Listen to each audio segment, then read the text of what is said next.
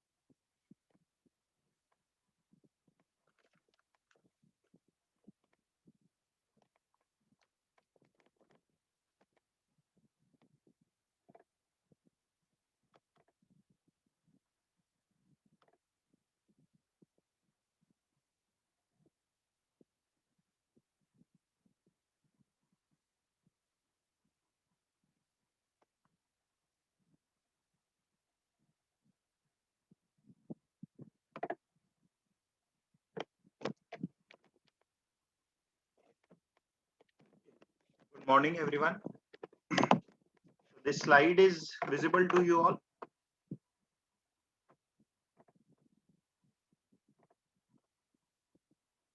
Great. Okay, then let us start.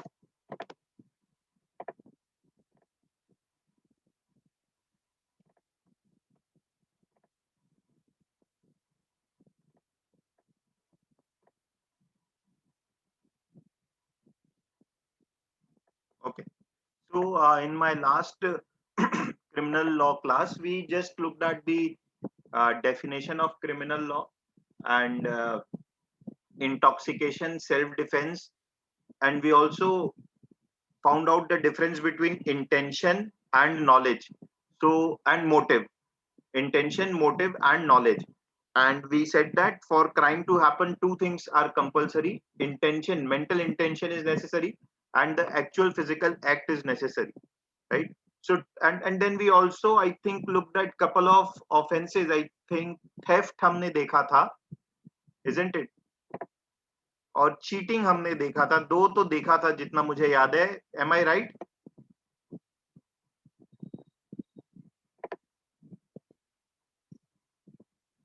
Yeah. Okay.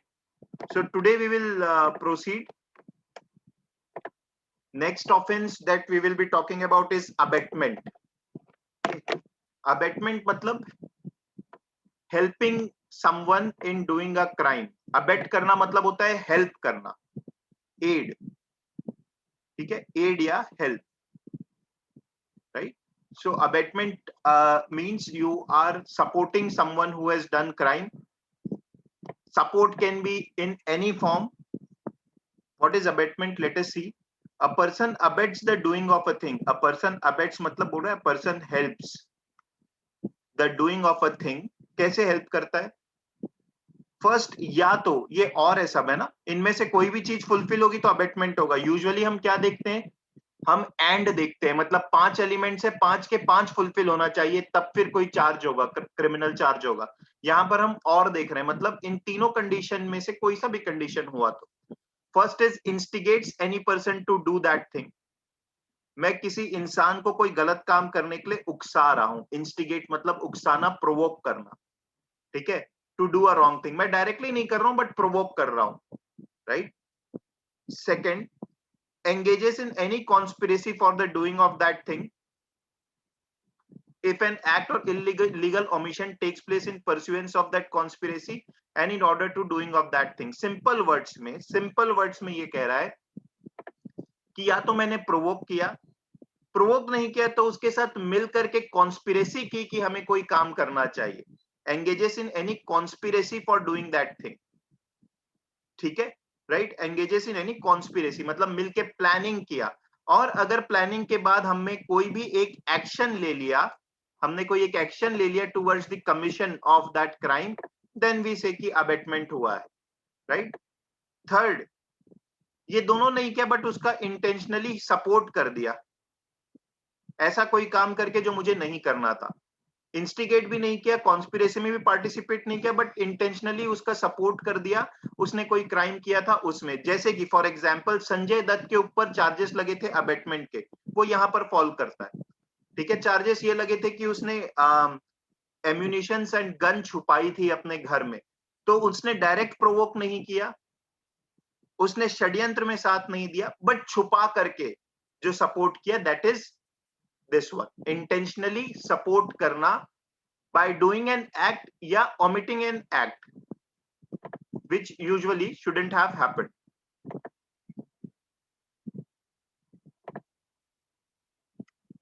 ठीक है, is this clear?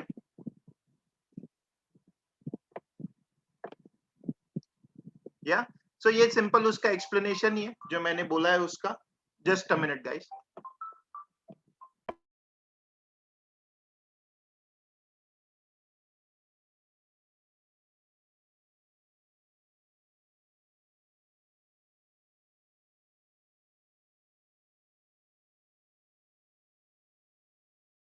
Guys, you solve this question. I will come back to the previous slide in a minute. Just to solve this question.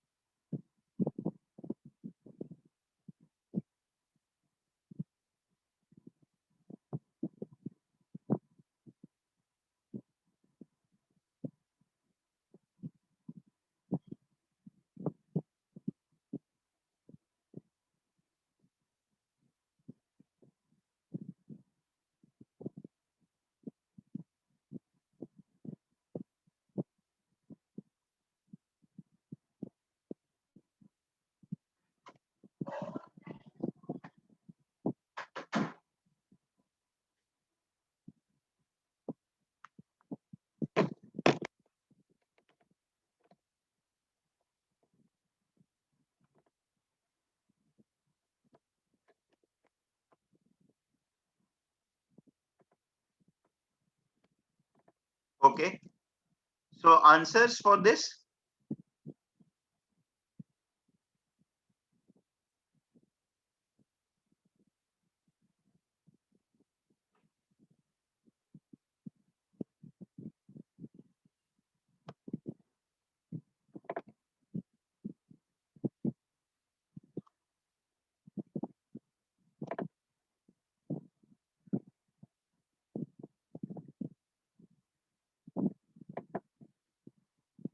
Okay, so you all are right. Answer is C.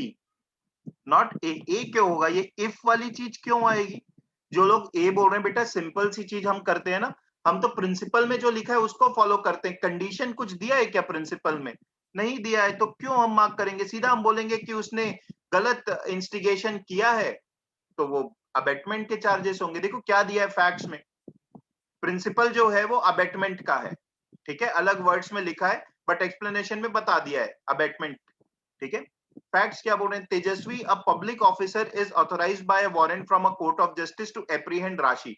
Apprehend का मतलब होता है पकड़ के लाना, ठीक है। तो तेजस्वी जो है उसे राशि को पकड़ के लाना था।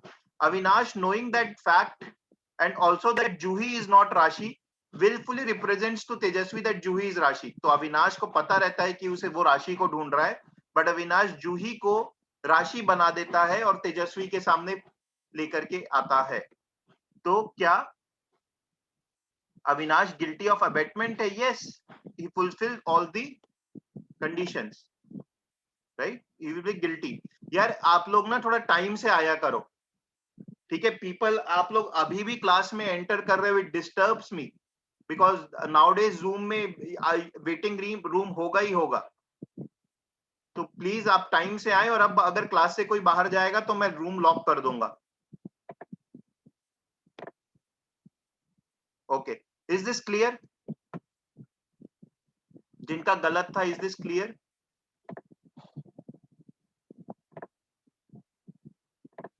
All right, abetment is clear, very simple, ठीक है।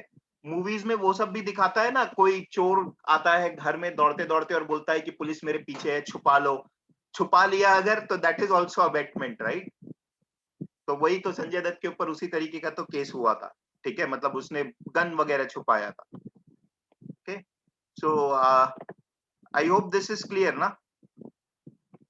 Very important, sedition. बढ़ जाए आगे, और any doubt? Only one person है, Vivek Khandelwal has responded yes. या तो बाकियों को सुनाई नहीं आ रहा है या समझ गया है, जो भी बताइए please.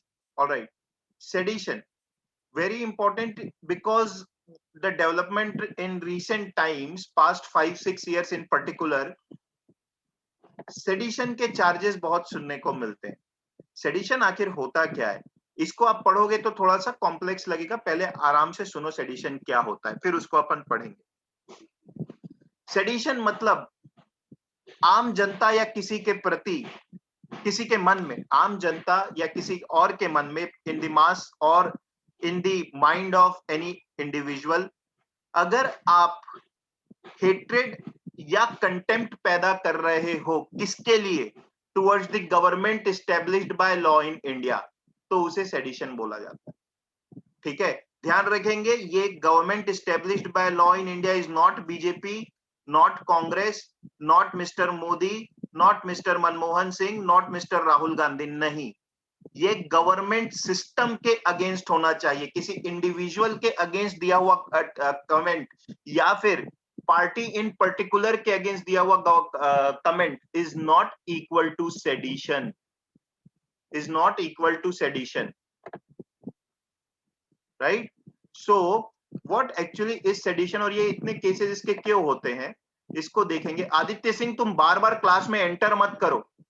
I will call out the names now for the people जो बार बार बाहर जाते हैं अंदर आते हैं। I will not allow you.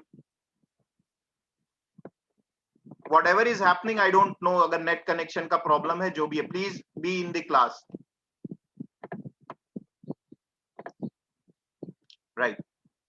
So what is sedition, देखते हैं अब आराम से।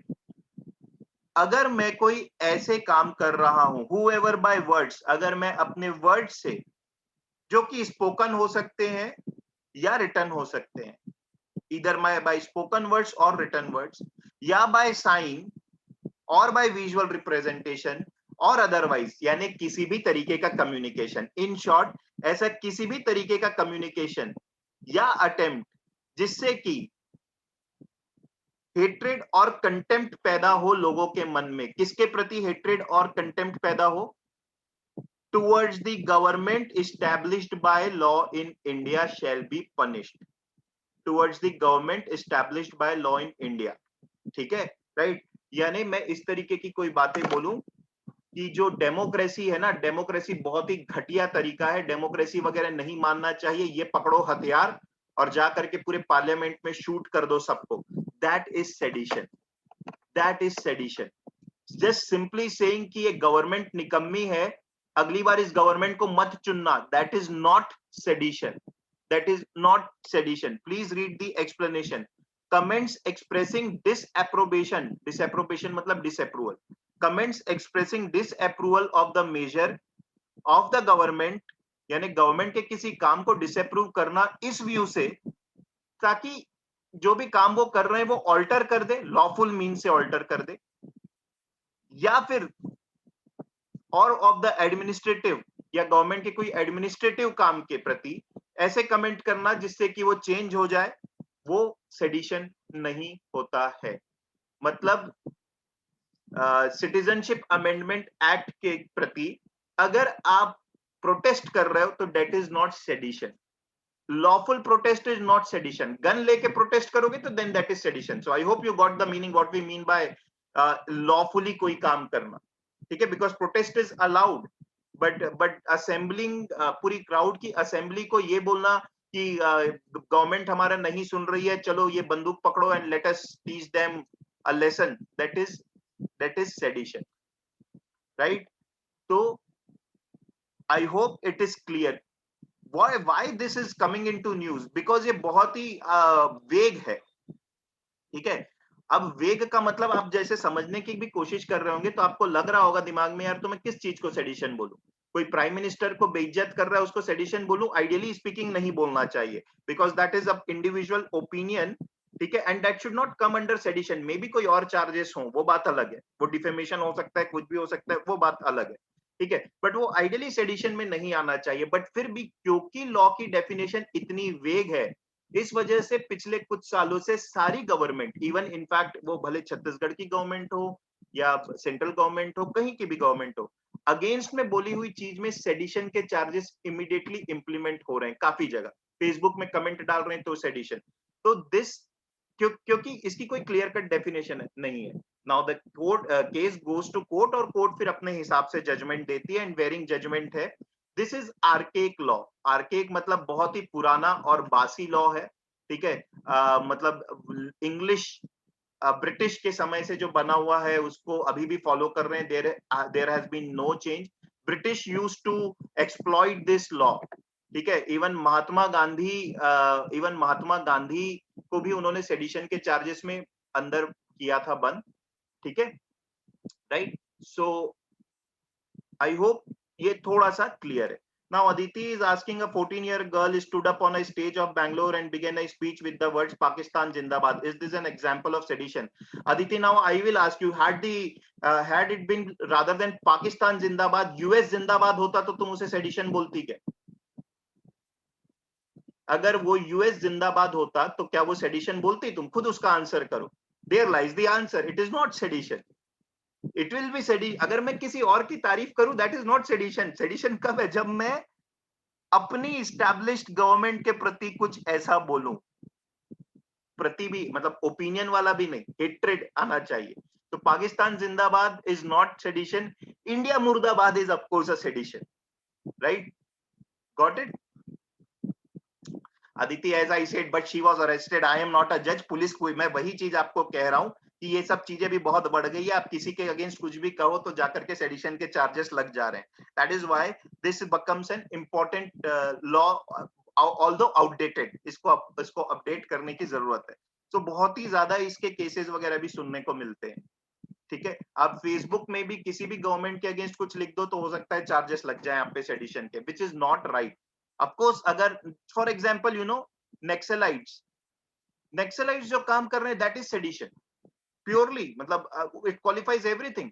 अगर वो गांव में जाकर के गांव वालों को उकसा रहे हैं कि वोट देने मत जाओ, वोट दोगे तो ऐसा होगा, इनफैक्ट उनके अगेंस्ट में जो खड़ा हो रहा है उसको वायलेंटली मार रहे हैं, now that is definitely sedition. Why? Because they are acting against the established law of the government, established government, sorry not law of the government. Got it? So this is bit tricky, okay, but you have to live with it because even the judges and the lawyers are living with it. So as a student you can't do, and that's the beauty of law. It's open to interpretation the way you want to interpret it. ठीक है, आगे बढ़े। तो ध्यान रखने वाली बातें ये है, mere opinion or criticism of the working of government with the view, opinion और criticism of the working of the government और एनी पर्टिकुलर पर्सन। अब एक चीज ध्यान रखो, किसी इंसान को अगर मैं बुरा बोल रहा हूं, भले वो प्राइम मिनिस्टर ही हो, तो क्या वो गवर्नमेंट ऑफ इंडिया है? नो। आपको ये यकीन दिला दिया जा रहा है मीडिया में कि prime minister is equals to government, या फिर यूएस में president equals to government, but that is not the right definition of how the constitution defines it. The prime minister or any minister or chief minister for that matter is a part of government. So when you criticize one individual, you are not criticizing government. Please remember, उसे तो हटा ही देना, ठीक है। दूसरा, opinion or criticism on working of government with the view to get some lawful alteration is also not sedition, is also not sedition, ठीक। merely saying things like ये government निकम्मी है is not a sedition. I hope ये basic चीजें clear है day to day life. Got it? Let's move. आराम से पढ़ना, ट्रिक में मत फंसना, क्या बोल रहा है वो देखना और फिर आंसर करना। ऑप्शंस नहीं है, आपको बताना ये सेडिशन है क्या। सेडिशन का प्रिंसिपल है, फैक्ट्स यहां पर है।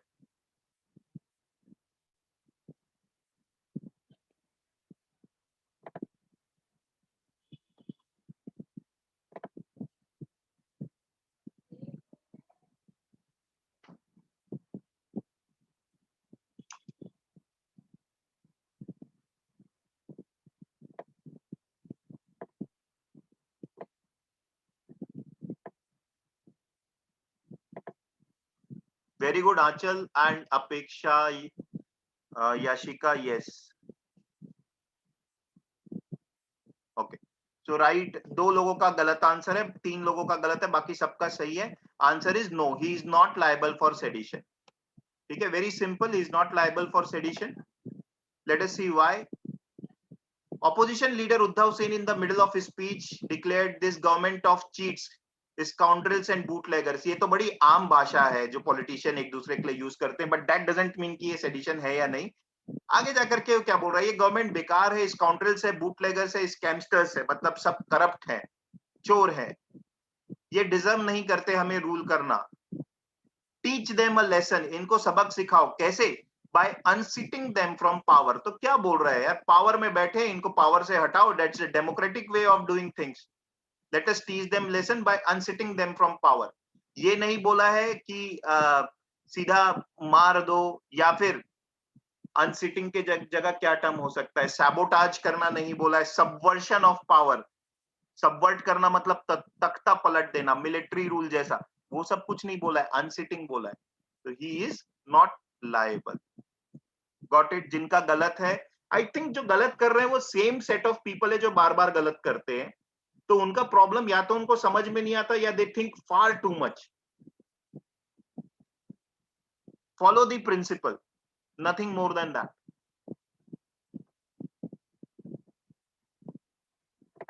ठीक है, बढ़े आगे।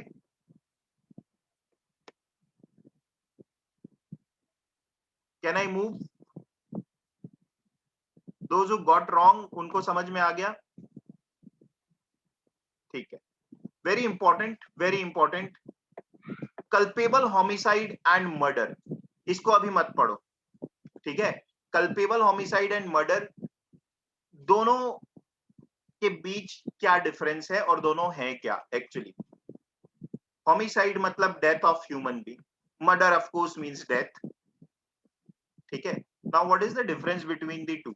नाउ वेरी माइनर डिफरेंस अगर शुरू में आपको लगेगा कि दोनों सेम चीजें ही बोल रही, बहुत माइनर डिफरेंस है, बट जैसे डेप्थ में जाएंगे तो there is a big difference. End result से चालू करता हूं। एंड रिजल्ट दोनों में सेम है, डेथ।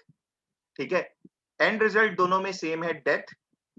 बिगिनिंग भी कुछ ऐसा ही होगा कि मेरे दिमाग में ऐसी चीज थी कि किसी की डेथ हो जाए, बट जो डिफरिंग फैक्टर दोनों के बीच का होता है वो होता है इंटेंशन। आपको एग्जाम्पल के थ्रू बताऊंगा, आप ये पढ़ने में ध्यान मत लगाइए, आपको समझ में नहीं आएगा। Please listen my example and then you go, we will go and see. Now what is the difference between culpable homicide and murder? Culpable homicide and murder दोनों के केस में कुछ सिमिलैरिटी है। सिमिलैरिटी ये है कि मैं कोई ऐसा काम कर रहा हूं, सॉरी, मेरे काम से किसी की डेथ हो रही है, मेरे किसी काम से किसी की डेथ हो रही है, ठीक है। बट डिफरेंस जहां से चालू होता है वो ये है कि मर्डर के केस में मेरे काम में इंटेंशन ज्यादा स्ट्रांग था। इंटेंशन ज्यादा स्ट्रांग है तो वो मर्डर है, इंटेंशन उतना स्ट्रांग नहीं है तो कल्पेबल होमिसाइड है। Now before coming to what intention is, मैं एक एग्जांपल दे देता हूं ताकि आपका दिमाग थोड़ा शांत हो जाए। मैं किसी को हॉकी स्टिक से सर पर मारा और किसी को पिस्टल से सर पर मारा, मतलब point blank I shoot someone. दोनों में से किस केस में मरने की प्रोबेबिलिटी ज्यादा है, मतलब डेफिनेटली डेथ होगी, मर्डर होगा या मरेगा सामने वाला, किस में? गन से, पिस्टल से, right? You all agree with that? Okay, now the second case is murder and the first one is culpable homicide. Just giving you an example, अगर इन दोनों के बीच में डिफरेंशिएट करना है तो कैसे? ये देखा जाता है कि जो मेरी एक्ट थी उस एक्ट में इंटेंशन कितना जाहिर हो रहा है। इंटेंशन क्या था याद करो, इंटेंशन क्या था? If you remember the last class, intention is not the motive. Intention motive नहीं है। इंटेंशन मतलब सोचा समझा हुआ काम जिससे कि मुझे पता है कॉन्सिक्वेंस क्या हो सकता है, that is intention. Remember, crime करने में दो चीजें इंपॉर्टेंट है, actual intent and actual action, sorry, intent and actual action. यहाँ पर हम इंटेंशन को की बात कर रहे हैं। जैसे कि आप क्लास अटेंड कर रहे हैं क्लैट में, क्लैट क्लियर करने के लिए, तो क्लैट क्लियर करना is your motive, class attend करना इज इंटेंशन। तो इंटेंशन मतलब एक्चुअल एक्ट देखी जा रही है, उस एक्ट के नॉर्मल सर्कमस्टेंसेस में क्या कॉन्सिक्वेंसेस होंगे। अगर पता है कॉन्सिक्वेंसेस वुड मोर और less lead to death, then it is murder. अगर पता है कि कॉन्सिक्वेंस में लीड टू डेथ, मतलब हो भी सकता है नहीं भी हो सकता है, चांसेस ऑफ सर्वाइवल की बात, may lead to death, then it is culpable homicide. That's why गाड़ी जब रैश चला रहे हो, ठीक है, तो कल्पेबल होमिसाइड के केस ज्यादा बनेंगे रादर देन मर्डर। ठीक है, right? So there is a difference of intention. जब भी आपके सामने ये आए कि कल्पेबल होमिसाइड है कि मर्डर है, आप अपने मन में एक ही क्वेश्चन अपने आप से पूछना कि यार इसने जो एक्ट किया है उस एक्ट से इसका इंटेंशन स्ट्रांगली जाहिर हो रहा है क्या? अगर हो रहा है तो मर्डर है, अगर नहीं हो रहा है उतना स्ट्रांगली, यानी सामने वाले के लिए प्रति इतना स्ट्रांग इंटेंशन नहीं रखा था, तो दैट इज कल्पेबल होमिसाइड। ठीक है, right? Now let us look at few more examples so that you will be clear with this. ठीक, नाउ एक एग्जांपल मैंने आपको दिया। अच्छा, दूसरा अभी अपन देखते हैं कि मुझे पता है कि person A suffers from the allergy से भी स्ट्रॉन्ग टर्म कोई अगर ले लें तो ठीक है, एलर्जी ही ले लेते हैं फॉर द टाइम बिंग, समझ तो आ ही जाएगा आपको। Person A suffers from the allergy from a particular family of medicine. अब मुझे मेडिसिन की फैमिलीज के तो नाम याद नहीं है, तो सपोज एक्स, ठीक है, x family of medicine, medicine से उसको एलर्जी है। इतनी सीवियर एलर्जी है कि अगर उसे ज्यादा मात्रा में दी जाए तो वो मर भी सकता है, मुझे पता है ये चीज। पर्सन ए के साथ ऐसी प्रॉब्लम है। नॉर्मली कोई और नहीं मरता है, नॉर्मली उस मेडिसिन से कोई और मरेगा नहीं, थोड़ी बहुत एलर्जी होगी, कुछ होगा, बट पर्सन ए को severe allergy and he may die. I know this, despite that I administer him this medicine. Despite that मैं उसे ये मेडिसिन देता हूं ताकि वो ठीक हो जाए, उसे जो परेशानी है उससे। ऑफ कोर्स ए मर जाता है। इज दैट कल्पेबल होमिसाइड और मर्डर? आराम से सोचना, आराम से सोचना, इज दैट कल्पेबल होमिसाइड और मर्डर?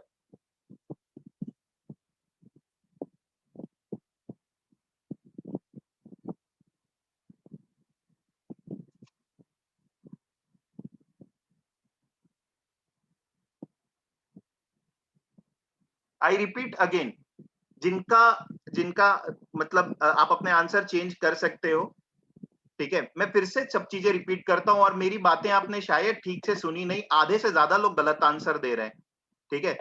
मर्डर और कल्पेबल होमिसाइड में जो सबसे बड़ा डिफरेंस है वो है इंटेंशन का।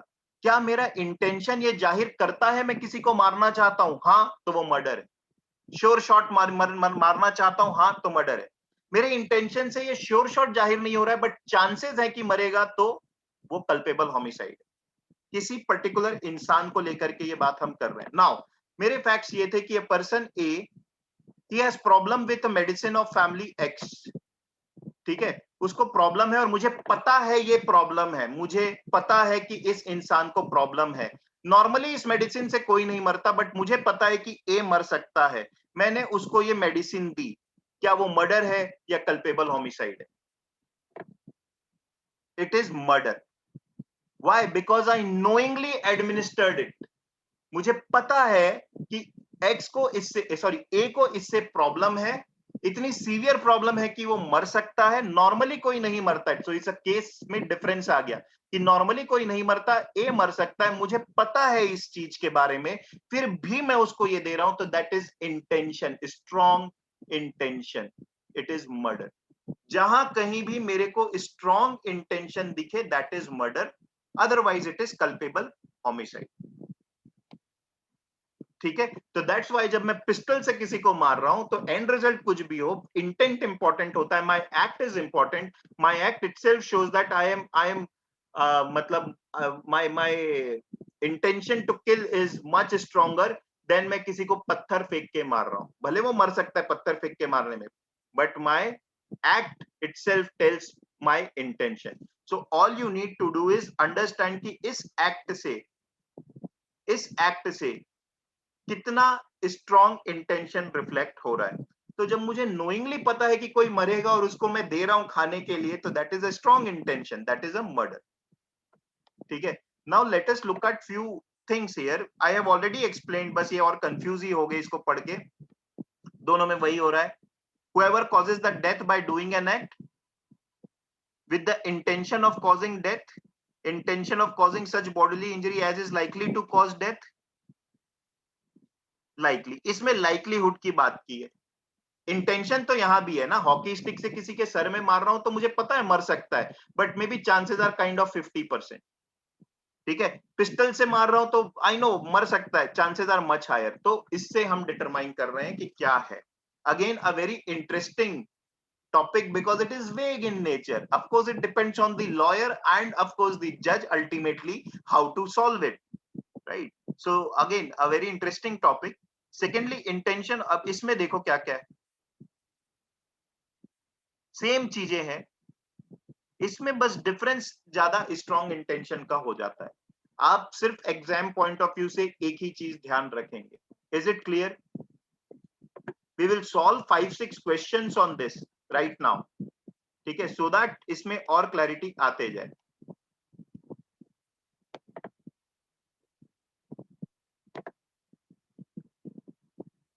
ओके, पहले हम ये क्वेश्चन करते हैं। अभी किसी ने मॉक अगर दिया था, जो कि बहुत कम लोग दिए थे, तो उसमें ये क्वेश्चन था। I will like you all to read this. इसमें इसमें इसको आप पूरा पढ़ लो। ये है वही, ये सिर्फ कुछ नहीं किया है, यहाँ पर यहाँ से यहाँ तक के प्रिंसिपल है। ये यहाँ से यहाँ पूरा आपको मर्डर और होमिसाइड के बीच का डिफरेंस बताया। Then there are 7-8 questions there, ठीक है। तो एक बार आप पढ़ लो, then we will start solving the questions.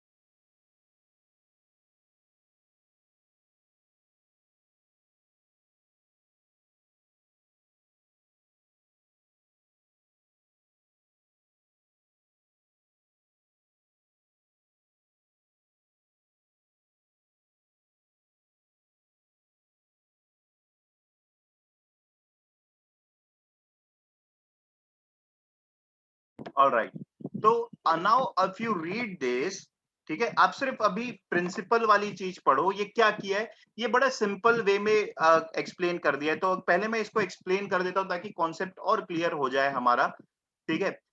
In India, homicide is divided in two forms. Homicide is death. Culpable homicide and culpable homicide amounting to murder. आगे जाकर के बता दिया culpable homicide amounting to murder को हम simply murder ही कहते हैं, and culpable homicide not amounting to murder को हम simply culpable homicide बोल सकते हैं। तो now that difference should be clear कि बोलते क्या है, ठीक है। culpable homicide not amounting to murder is equal to culpable homicide only, and culpable homicide amounting to murder is murder. Okay, बोल रहे both of these have very minimal difference, but these differences prove to be very crucial for the legal system, as the delivery of fair judgment is dependent on these differences. This part is clear. आगे बढ़ते हैं। Culpable homicide not amounting to murder can be simply referred to as culpable homicide. This comes under ये factual चीजें, इसको छोड़ो। क्या होता है, with the intention of causing death or causing such bodily injury which is likely to cause death, or having the knowledge that he can likely be likely बोल रहा है पता है कि मेरा जो काम है उससे सामने वाला मर सकता है, likely। तो फिर इसके और मर्डर के बीच में डिफरेंस क्या हुआ, मर्डर यहां पर है, लाइकली तो है, बट एक एक्स्ट्रा चीज यहां पर दे दिया है कि ऑर्डिनरी कोर्स ऑफ नेचर में डेथ होगी, ये मुझे पता है। यहां पर ये चीज नहीं थी, यहां पर ये नहीं था कि ऑर्डिनरली भी डेथ होगी, ठीक है। यहां पर that thing is mentioned, so that's why we were saying if I know for sure ordinary situation में किसी की डेथ होगी तो दैट इज मर्डर। चांसेस बस है, ऑर्डिनरी सिचुएशन में हो भी सकती, नहीं भी हो सकती, that is culpable homicide. I hope it is clear now the difference. 91 we will solve at last, first we will solve 92. Clear, yes, no? क्या है,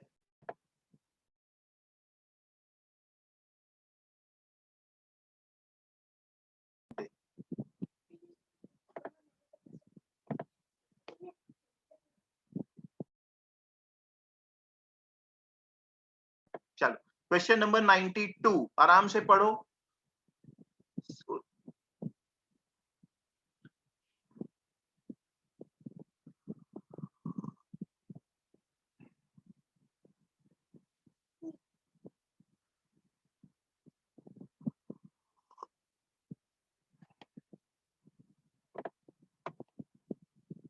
आराम से, हाँ, क्या क्या फैक्ट्स है अपने को समझ तो आ गया।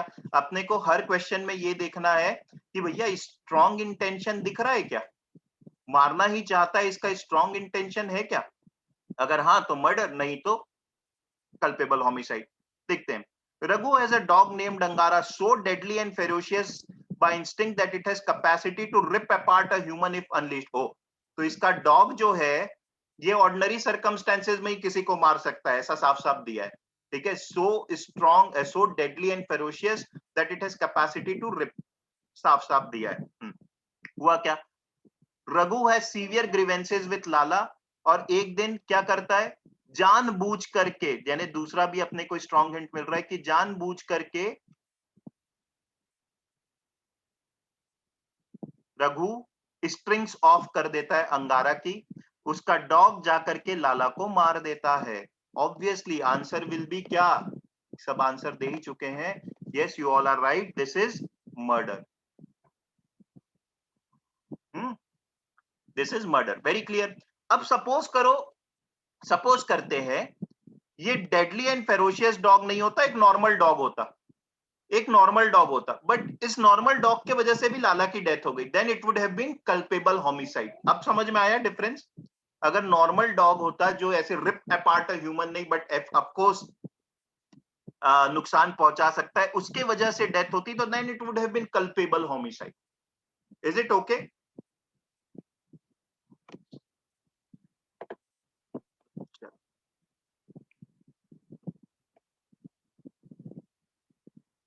भाई संस्कार, इतना इनोसेंट अंटिल प्रूवन गिल्टी यहाँ पर साफ लिखा है, ऐसे में तो कभी नहीं होगा।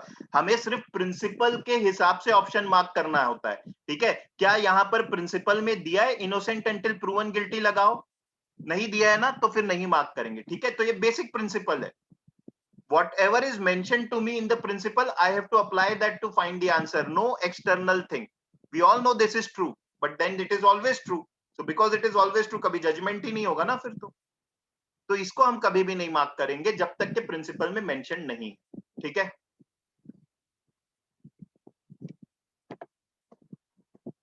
संस्कार, is it clear? Next question.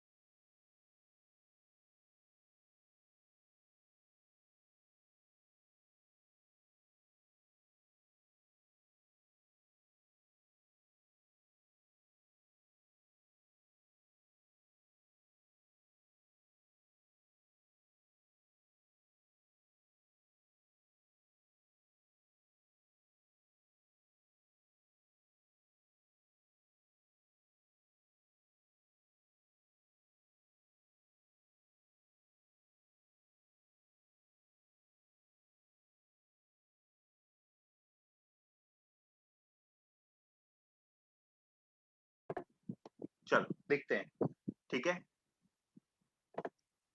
तो केस क्या बोल रहा है?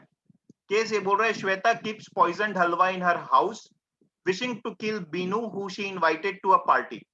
तो श्वेता के दिमाग में पॉइजन हलवा उसने बना के रखा था, उसके दिमाग में था कि बीनू को इससे किल कर देंगे, बीनू को खिला करके, ठीक। उसे पता नहीं था her only son takes the halwa and dies. क्या होगा इस केस में, ठीक है। तो देखते हैं, कल्पेबल होमिसाइड है, मर्डर है, या फिर प्रिपरेशन की बात कहीं प्रिंसिपल में की होगी तो इसको कंसिडर करेंगे, ठीक है। राइट, तो हम प्रिंसिपल को एक बार और हमें पढ़ लेना चाहिए कि प्रिपरेशन वाली बात कहीं पर की है क्या।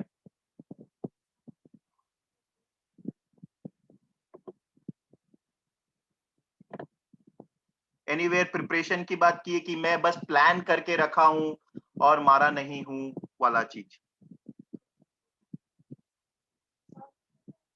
No, right. तो इन योर एक्चुअल टेस्ट जो था, इसका answer is given as B, which is wrong. This shouldn't be the answer, ठीक है। This shouldn't be the answer. Answer should be C, she is liable for culpable homicide. Why culpable homicide? Because Binu को नहीं मारना था, किसी और को, sorry, Binu को मारना था, बीनू नहीं मारा, कोई और आकर के ले लिया। तो बट क्या इतना आइडिया आपको है कि पॉइजन हलवा से किसी की डेथ हो सकती है? Yes, that idea is there, ठीक है। तो डेथ हुई, यस डेथ हुई।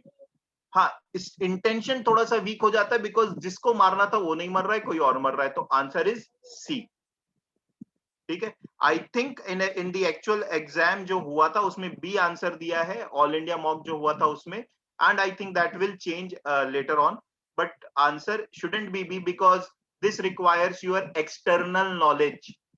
एक्सटर्नल नॉलेज नहीं लगाना होगा। 94। अब इसमें देखो, ये साफ साफ दिख रहा है क्या होगा।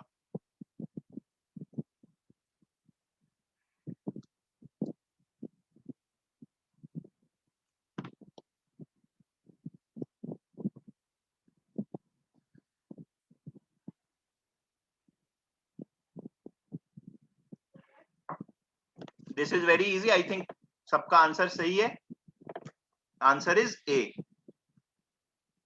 Answer is A, right, you all are right. Very simple, intentionally gives Z a sword cut or club wound sufficient to cause the death of man in ordinary course। इतना साफ साफ तो दिया है कि ऑर्डिनरी कोर्स में कोई मर जाएगा, तो ठीक है फिर तो। 95।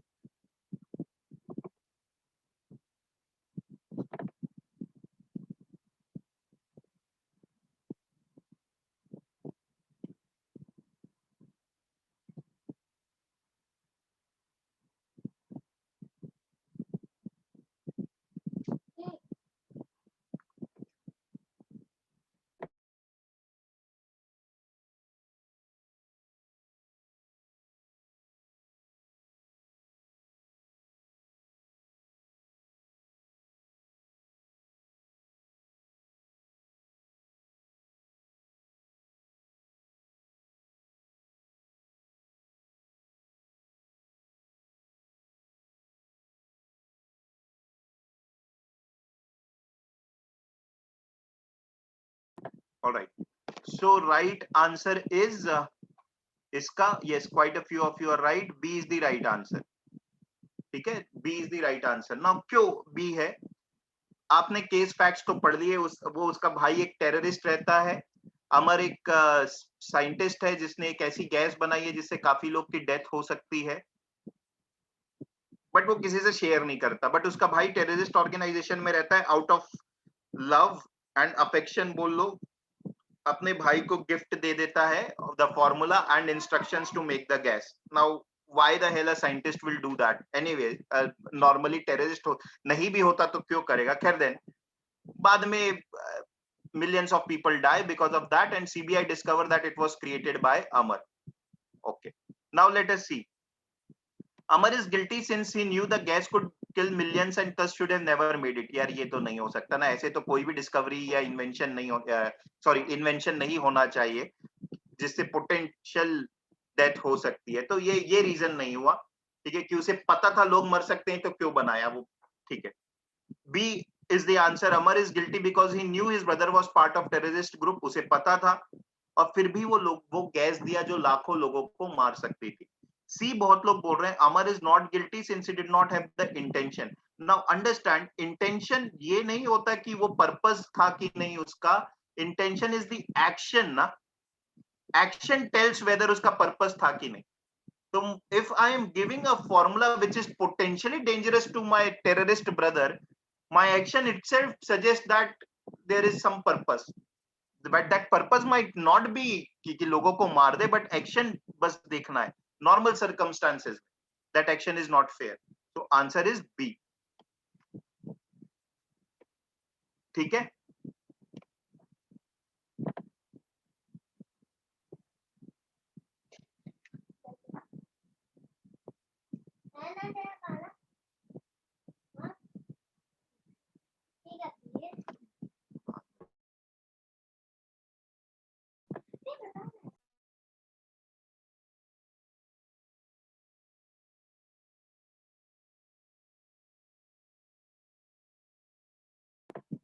(96) very easy again. Special case वाला है जैसे मैंने बताया था.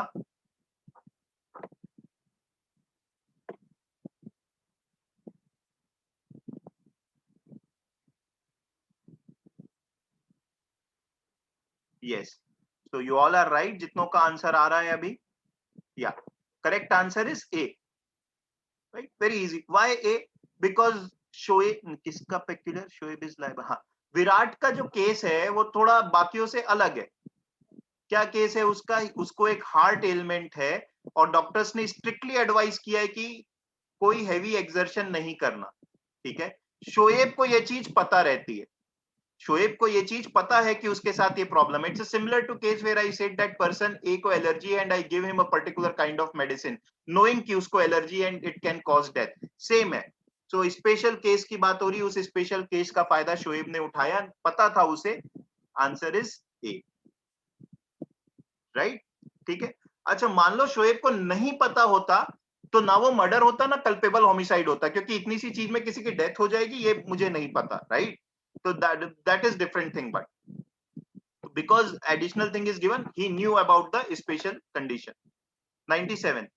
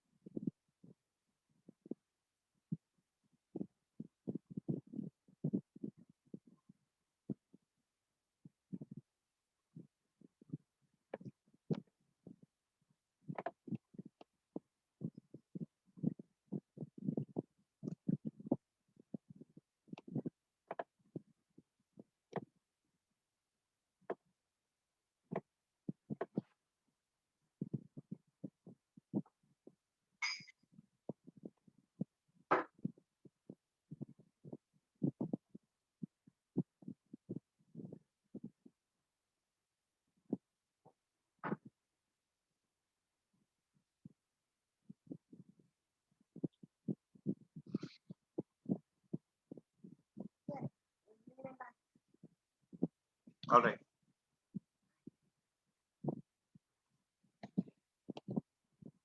Now, this can't be the answer. Why I am saying so this can't be the answer? Because ये शायद फिर से एक एरर हुआ है आंसर की में, जो ये सी आंसर दिया है, ठीक है, तो ये आंसर नहीं हो सकता है obviously.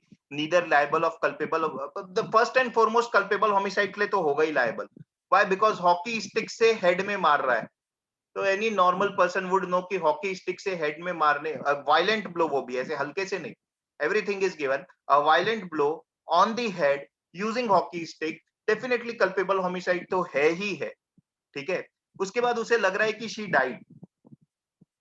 In order to create false evidence वो आगे जाकर के उसे हैंग भी कर देता है. तो the postmortem report revealed Rani died on account of being hanged. Raja is prosecuted for murder. Now, according to me, answer should be वो culpable homicide amounting to murder. I mean, A and D both are same any which way. ठीक है, but जब भी दोनों चीजें होती तो we call it Raja is liable for culpable homicide amounting to murder. According to me, D should be the answer. If somebody is saying A, that's as good as D. That's again options थोड़े गलत frame हुए हैं. ठीक है, and that is problem. This is not CLAT का question है, ये हमारी शीट का सॉरी मॉक का क्वेश्चन है. तो ये जो जिसने क्वेश्चन पेपर बनाया है वो उसकी गलती है.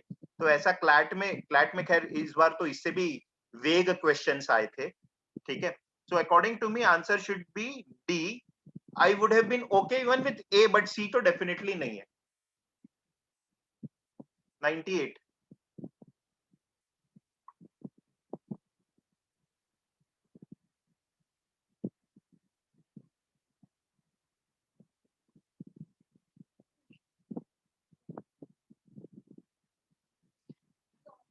Yeah, easy.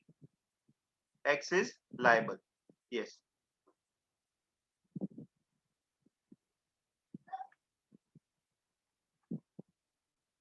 ठीक है, एक्स इज लायबल, ये वाला तो सिंपल है, कोई प्रॉब्लम नहीं है.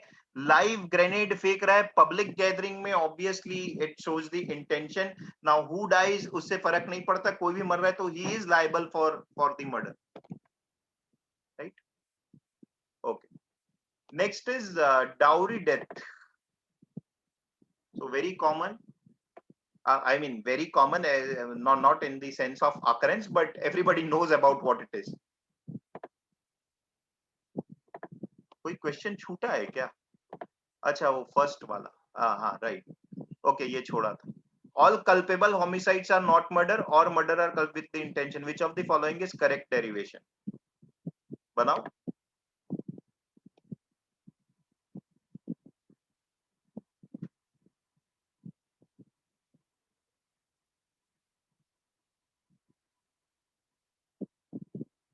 आप सुनिए, आपको सिर्फ इन दो सेंटेंसेस को यूज करके आंसर देना है.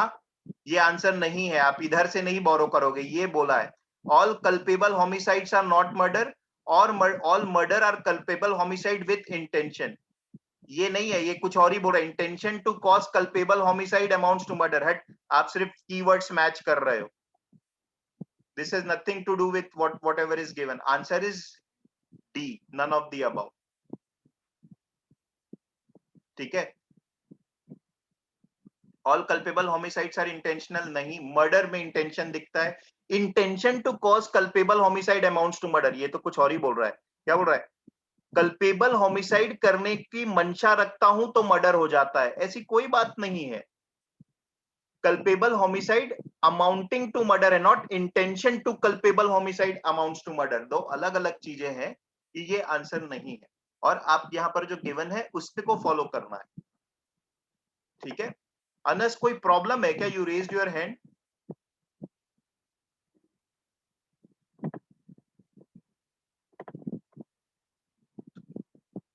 Anas Khan, is there any issue?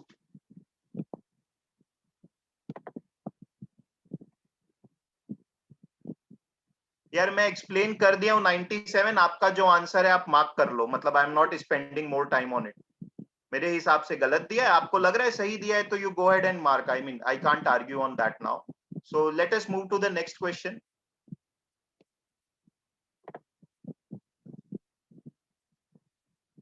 Like, read this.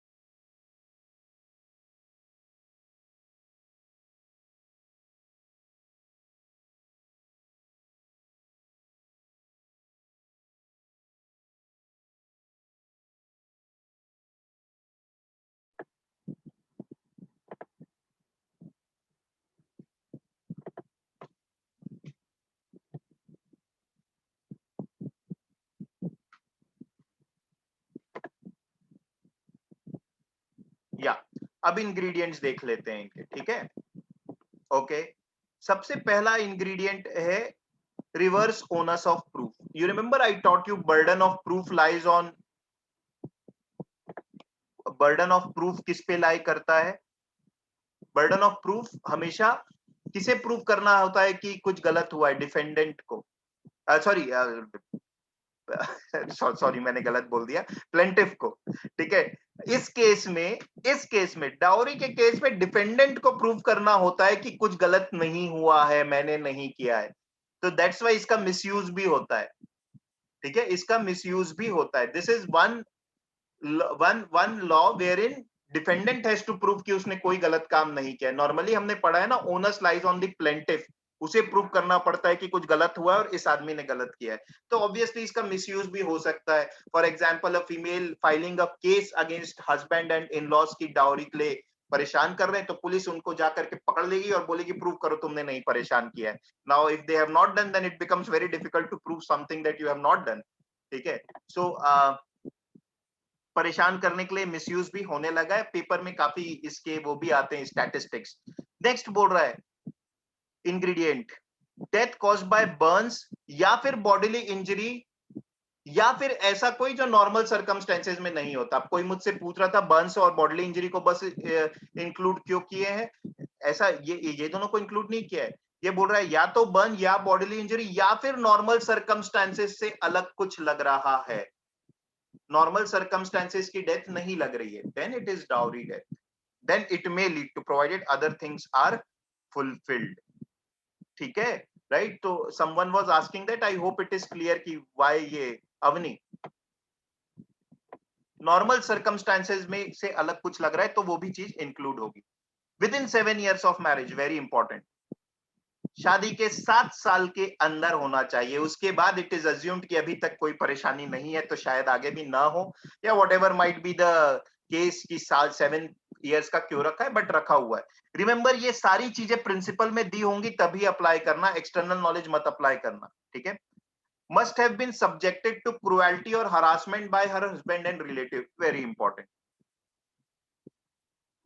उसके हस्बैंड या रिलेटिव्स ने क्रुएल्टी की हो या हरास किया हो डाउरी के संबंध में. समझ में आया ना? सिर्फ ऐसे झगड़ा हो रहा है और हस्बैंड ने वाइफ को जोर से चिल्ला दिया या इन लॉज से झगड़ा हो गया, हरास भी कर रहे हैं, बट डाउरी के लिए नहीं और किसी चीज के लिए कि तुम निकम्मे हो, कोई काम नहीं करते हो, that is not dowry. Now understand, this has to be in connection, this cruelty और harassment has to be in connection with demand of for dowry, and of course it needs to be meted out soon before her death. Soon before her death. अब ये soon before her death बड़ा relative term है. मतलब कितना, 5 minute पहले, 15 minute पहले, आधे घंटे पहले. बेसिकली इसका मीनिंग आपको ऐसे इन्फर करना चाहिए कि कंटिन्यूअस होता है, जिससे कोई नॉर्मल लेडी परेशान हो जाए, ठीक है? भले वो कल शाम को हुआ हो, बट कंटिन्यूअस थ्रू आउट, मतलब उसको हरास किया जा रहा है. अब फॉर एग्जाम्पल 1 साल पहले बोला गया था लेकर के आओ, डाउरी लेकर के आओ, उसके बाद कुछ नहीं बोला गया. 1 साल बाद ऑफकोर्स कोई फांसी लगा रहा है तो that won't amount to dowry. Why? Because of this. ठीक है, कि 1 साल पहले की बात को याद रख करके. Getting it? So meted out soon का मतलब continuous in nature, sort of. ठीक है, then it is presumed that husband और रिलेटिव हैव किल्ड. प्रिज्यूम्ड मतलब इनको पकड़ लेते हैं और फिर बोलते हैं बताओ तुम्हारे वजह से नहीं हुआ, kind of. But all these elements need to be established. Is it okay?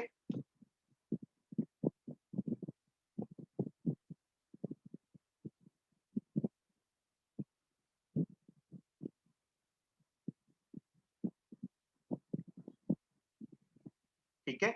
Now next topic is wrongful restraint या wrongful confinement. दोनों में बेसिक डिफरेंस है, ये डायग्राम बता दे रहा है. बेसिक डिफरेंस यही है.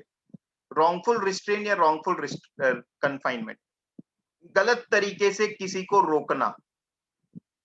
wrongful रिस्ट्रेन, wrongful confinement, गलत तरीके से कैसे रोक सकता हूं. फॉर एग्जाम्पल ए को एक्स तक के पहुंचना है. एक्स तक के पहुंचने के सारे रास्ते मैं बंद कर दूं तो that is wrongful restrain. That is wrongful restrain. wrongful restrain का मतलब किसी एक पर्टिकुलर डायरेक्शन में आगे बढ़ने के पूरे रास्ते बंद. That is wrongful restraint. Confinement as the diagram shows, किसी भी डायरेक्शन में आगे नहीं बढ़ सकता, रूम में बंद कर दिया, दैट इज कन्फाइनमेंट.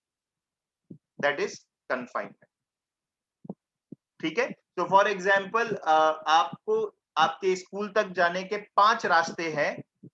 ठीक है, 5 रास्ते हैं स्कूल तक जाने के, पांचों रास्तों को बंद कर दिया गया तो that is wrongful restrain.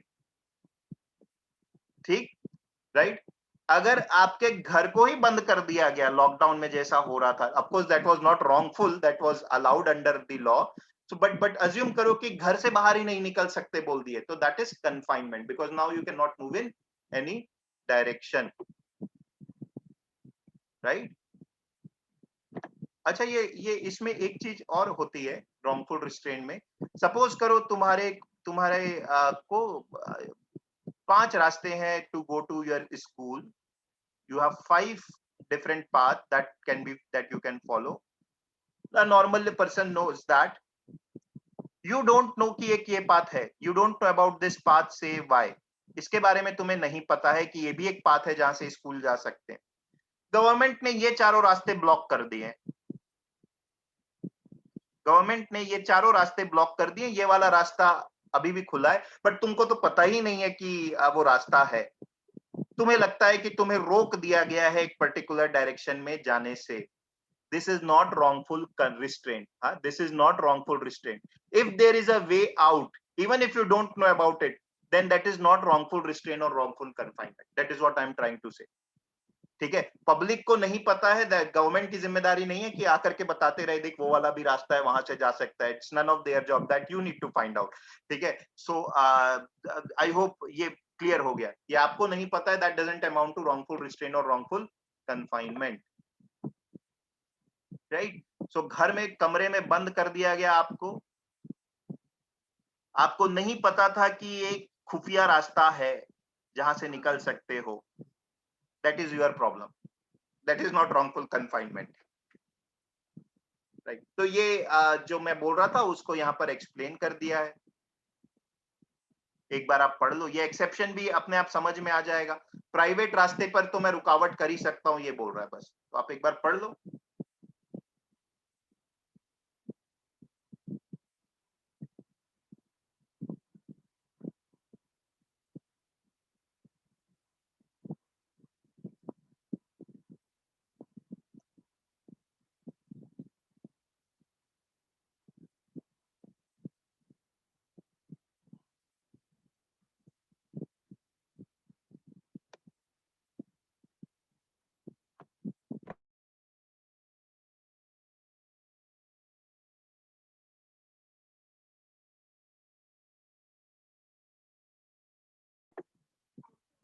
Right. पढ़ लिया आपने. आई hope this must be clear. I have explained you things in a simple manner.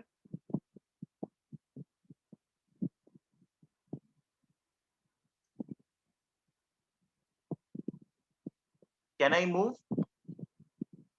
Anyone, any doubt in this?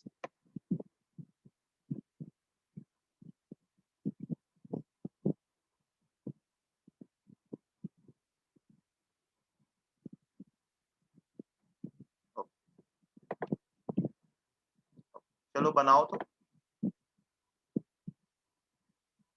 इसमें ना डेफिनेशन अलग कर दिया है, हाँ? तो उसकी चिंता मत करना, जो प्रिंसिपल में दिया है वो फॉलो करना। ये रॉन्गफुल कन्फाइनमेंट को रॉन्गफुल रिस्ट्रेंट बना दिया है, ठीक है। We need to follow this and not apply our external knowledge.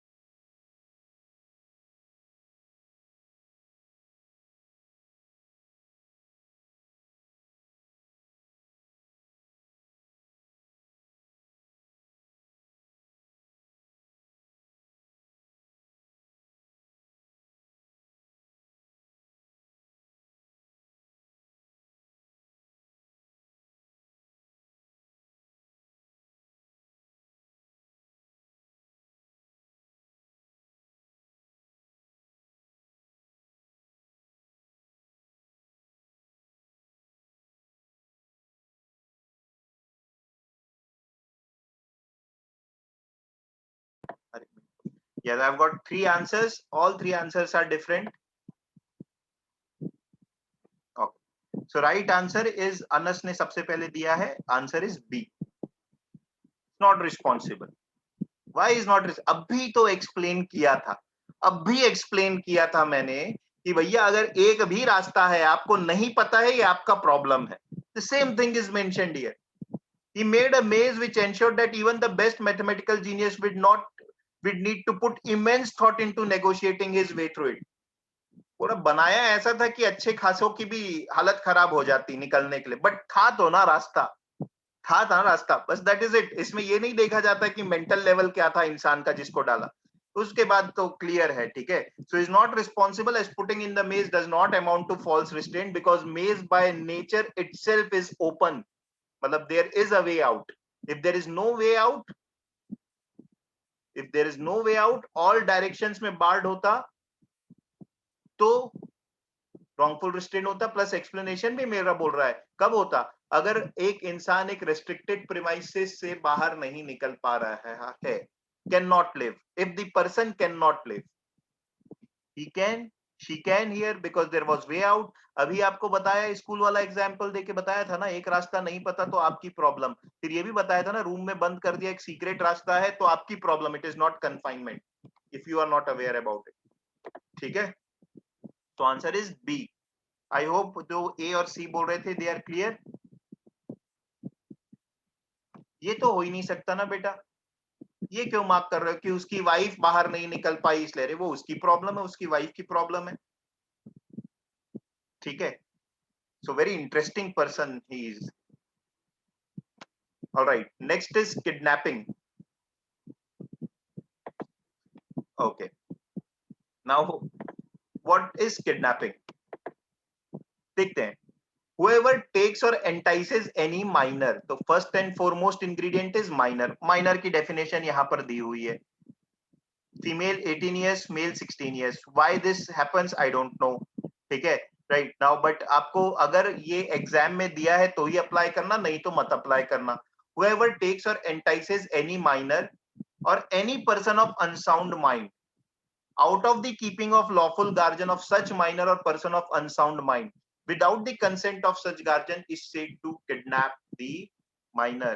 किसके ऊपर एप्लीकेबल है, दो लोगों के साथ ही किडनैपिंग हो सकती है, या तो माइनर हो या पर्सन ऑफ अनसाउंड माइंड हो। एडल्ट के ऊपर जो आदमी सोचने समझने की शक्ति रखता है उसके ऊपर किडनैपिंग नहीं होती है, ठीक है। कैसे हो रही है किडनैपिंग, या तो यू आर टेकिंग अवे और एंटाइसिंग, एंटाइसिंग मतलब लालच देना, आजा ये आइसक्रीम ले ले, लॉलीपॉप ले ले, kind of thing to a minor, ठीक है। और अनसाउंड माइंड के पर्सन, और क्या किया, out of the keeping of lawful guardian, जो उसके लॉफुल गार्जियन है उसके परमिशन के बिना, लॉफुल गार्जियन के परमिशन के बिना, कंसेंट के बिना, लॉफुल गार्जियन की रीच से बाहर लेकर के चला गया, दैट इज किडनैपिंग। ठीक है, राइट? ओके, इसको अभी छोड़ो, ठीक है, ये फिल्मों वाली कहानी है, इसको छोड़ दो, वो एक्सेप्शन है, वो समझ में वैसे भी आ जाएगा। अब आप सुनो, तो for example I am sitting in a park and I see a child, या अनसाउंड माइंड का पर्सन, जिसे भी लेना है आप ले लो, ठीक है। आई सी अ चाइल्ड लेते हैं, तो I see a child and I think, मुझे लगता है कि अरे वाह, ये बच्चा बड़ा अच्छा है, चलो इसको मैं आइसक्रीम खिला करके लाता हूँ, तो ये मेरे साथ थोड़ा जाएगा, I will play with the kid and I will buy him ice cream. So मैं बच्चे को लालच देता हूँ, चल आइसक्रीम खा के आएगा, तो वो बोलता है हाँ। अब मैं उसे बाहर लेकर के चला गया, मैंने उसके पेरेंट्स से परमिशन नहीं ली, वो ढूंढने निकल गए, 5-10 मिनट बाद मैं उसके साथ खेल के आइसक्रीम लेके आया, खिला दिया उसे और वापस उसके पेरेंट्स के पास चला गया, छोड़ दिया बच्चे को। Does that amount to kidnapping?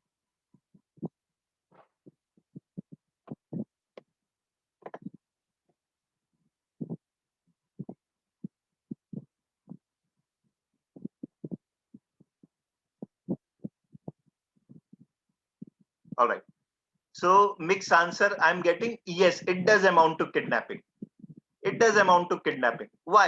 Let us see the ingredients. हम लोग ना एंड रिजल्ट देख लेते हैं, मतलब हमारे दिमाग में ये है कि बच्चे को लेके गए तो फिरौती मांग, मतलब पैसे मांग, 5 करोड़, 1 करोड़, 5 लाख, व्हाटएवर। हमारे दिमाग में एंड रिजल्ट होता है, एंड रिजल्ट नहीं, आप इंग्रेडिएंट फुलफिल करिए। क्या मैंने माइनर को लेके गया? हाँ। लालच से? हाँ। लालच दिखाई? हाँ।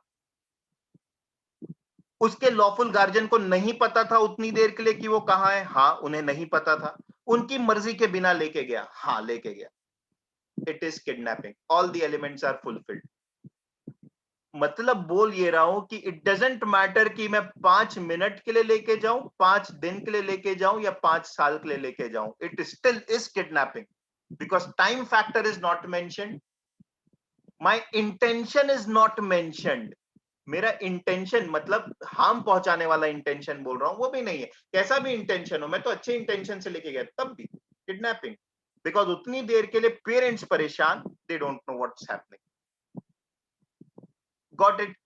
Right? So look at the ingredients and don't look at the end result, या फिर ऐसी कोई बात करे 5 मिनट में तो ले आया, तो बेटा ये सब काम अगर करते हो तो अगर कोई सन की पेरेंट्स मिल गया तो किडनैपिंग का चार्जेस लग सकता है।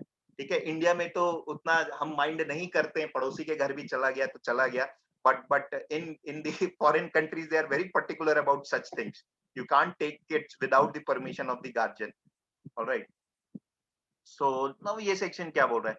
This section does not extend to the act of any person who in good faith believes himself to be the father of an illegitimate child, or who believes that he is entitled for the lawful custody of such child. In good faith, उसे लगता है कि he can take the child in good faith, in good faith मतलब law उसे permit कर रहा है, वैसी गुड फेथ।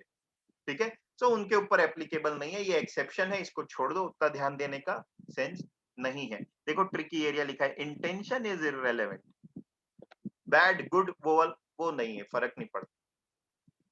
ठीक, तो ये होता है किडनैपिंग। तो अगर बच्चों के साथ किडनैपिंग होता है तो बड़े लोगों को जो उठा करके ले जाते हैं वो क्या होता है? That is called as abduction. That is abduction. Abduction and kidnapping में ये डिफरेंस है कि एबडक्शन जो होता है ना वो फोर्सिबली होता है, क्योंकि बड़े लोगों को लालच देके नहीं, मतलब कोई मूर्ख ही होगा जो एडल्ट होने के बाद बोल रहा है कि चल आइसक्रीम खिला के लाता और बैठ गया कार में, चलो चलो चलो, है ना? तो मतलब that will be so silly. So for adult you can't entice them, logically speaking. ठीक है, तो क्या हो सकता है एडल्ट के साथ? बाय फोर्स या by any deceitful means, any by force, बंदूक अड़ा दिया और बोला चल बैठ, या 5 लोग मिलकर के खींच के बैठा लिए बाय फोर्स, या फिर एनी डिसीटफुल मींस, जैसे फिल्मों में दिखाता है आपकी माँ की तबीयत खराब है, हमें बुला, जल्दी से बैठिए हम लेके चल रहे हैं, now that is deceitful means. तब कोई भी आदमी डर के बैठ जाएगा कि ठीक है कोई भले लोग हैं, now that is deceitful means. या फिर बाय फोर्स, क्या कंपेल कर रहा हूं? कि वो एक जगह से दूसरी जगह चले जाए जो वो नॉर्मली नहीं जाता। Any person to go from any place is said to abduct the person. ठीक है, ये डिसीटफुल मीन्स होते हैं जो स्कूल के समय और बाहर भी होते हैं। लड़के फोन करते, चल नीचे आ यार घूमने जाएंगे, और घूमने गए, गाड़ी में बैठा है, इधर जाके मारपीट कर रहे हैं, kind of stuff is deceitful means. ठीक है, right. So I hope this is clear. Now understand कुछ चीजें। फोर्सिबल कंपल्शन या forcible compulsion actual use of force बता रहा है, क्योंकि एक्चुअल यूज ऑफ फोर्स यहां पर हो सकता है, अनलाइक किडनैपिंग यहां पर इंटेंट दिखता है। समझ में है ना इंटेंट का और डिफरेंस देखो। क्योंकि मैं यार किसी को जबरदस्ती कार में बैठा करके लेके जा रहा हूं या उसको बेवकूफ बना के लेके जा रहा हूं, इससे तो मेरा इंटेंशन साबित हो रहा है ना, मैं कुछ तो गड़बड़ करना चाह रहा हूं। तो एबडक्शन और किडनैपिंग में ये दूसरा बड़ा डिफरेंस है कि यहाँ पर इंटेंशन, एबडक्शन में इंटेंशन दिखता है। ठीक है, person could include a minor as well, मतलब जरूरी नहीं है कि माइनर के साथ सिर्फ किडनैपिंग होगी, माइनर का एबडक्शन भी हो सकता है। कब? जब मैं उठा करके जबरदस्ती लेकर के चला गया, या फिर डिसीट करके, चीट करके लेकर के चला गया, तो it will qualify both, it can qualify both as kidnapping and abduction. दोनों के चार्जेस लग सकते हैं। जाहिर सी बात है इसके चार्जेस ज्यादा स्ट्रांग होंगे, क्यों? क्योंकि इसमें इंटेंट दिख रहा है ना। क्लियर?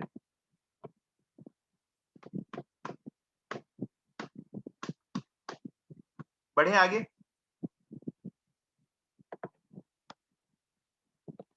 कोई कौन रेज्ड हैंड्स है यार? तुम लोग हैंड रेज मत करा करो please, type in the chat box. Anas and Shreya, तुम लोग को कोई डाउट है अभी? अनस, कोई डाउट है इसमें कि पिछले वाला हैंड रेज है वो एंड में देखेंगे? ओके ओके ठीक है।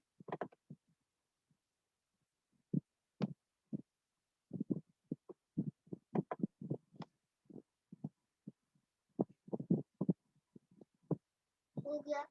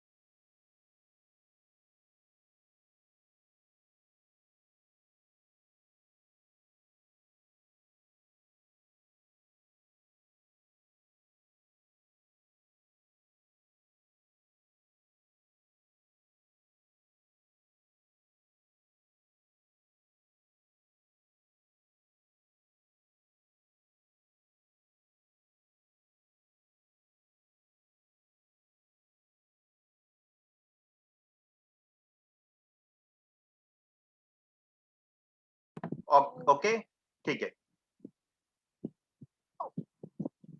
ओके ओके, हम देखते हैं कि ये क्या प्रिंसिपल बोल रहा है। एक चीज है, इसमें माइनर वाली बात नहीं की है, ना प्रिंसिपल में की है, ना ऑप्शंस में की, तो उसको रूल आउट कर देते हैं। ठीक है, तो अब हम सिर्फ गिवन प्रिंसिपल को फॉलो करेंगे, और उसको अलावा बाकी जो हमारे को नॉलेज है उसको हम भूल जाएंगे।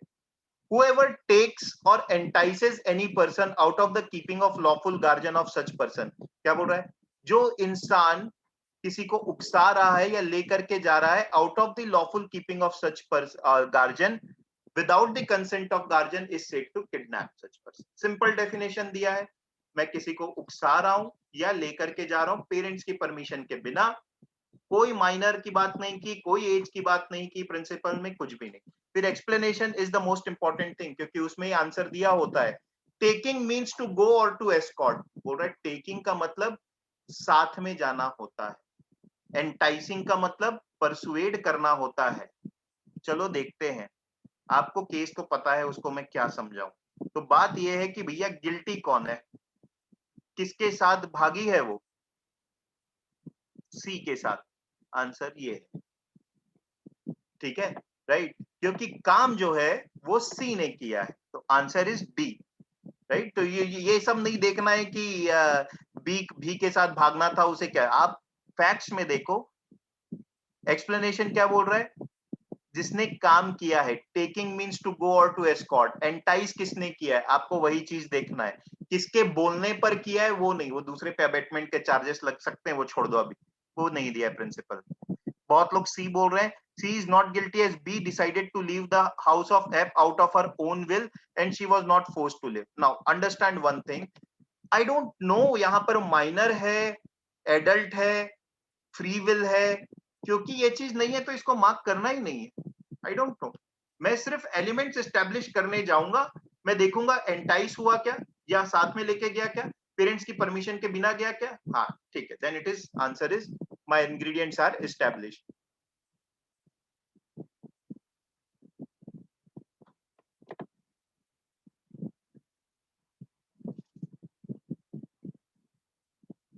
ओके, अभिषेक गार्जियन ही होगा ना, मतलब पेरेंट ही होगा ना, फादर ही गार्जियन होगा, ठीक है। लास्ट मिसचीफ, मिसचीफ क्या है, जो आप हरकतें करते हैं स्कूल के डेस्क के साथ, स्कूल की टॉयलेट की दीवारों में कुछ लिख देना, मतलब if you do that, that is, if you don't do that somebody else does that, coaching classes में जाके बेंच में कुछ भी लिख देना, स्कूल की प्रॉपर्टी डिस्ट्रॉय करना, that is mischief, public place की प्रॉपर्टी डिस्ट्रॉय करना, that is mischief, in very simple words.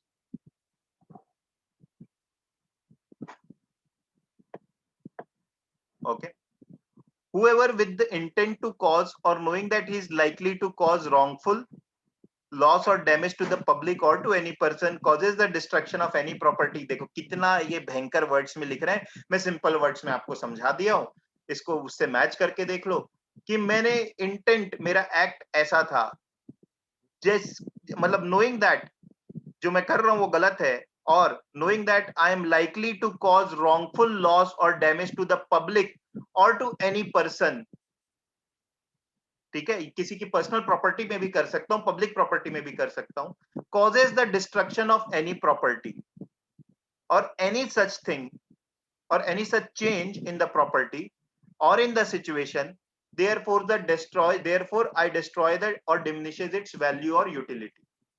बोल ये रहा है कि या तो मैं उसको तोड़ दिया, या उसमें कुछ ऐसे चेंजेस किया जिससे कि उसकी प्रॉपर्टी की वैल्यू कम हो गई, प्रॉपर्टी मतलब सिर्फ लैंड नहीं होता ना, desk is also a property, ठीक है, जिससे कि उसकी प्रॉपर्टी की वैल्यू कम हो गई, तो उसे मिसचीफ बोला जाता है, ठीक है। In very simple words this is the definition of mischief. Ingredients आप पढ़ लो।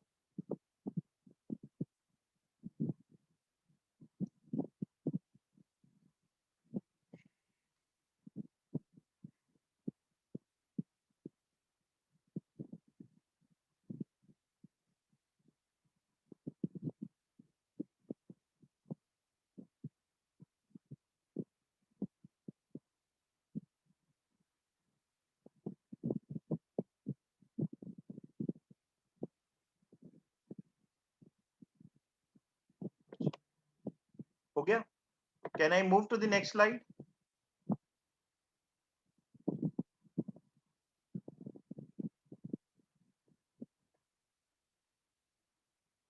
ऑप्शंस नहीं है, बट वे बहुत सिंपल क्वेश्चन है।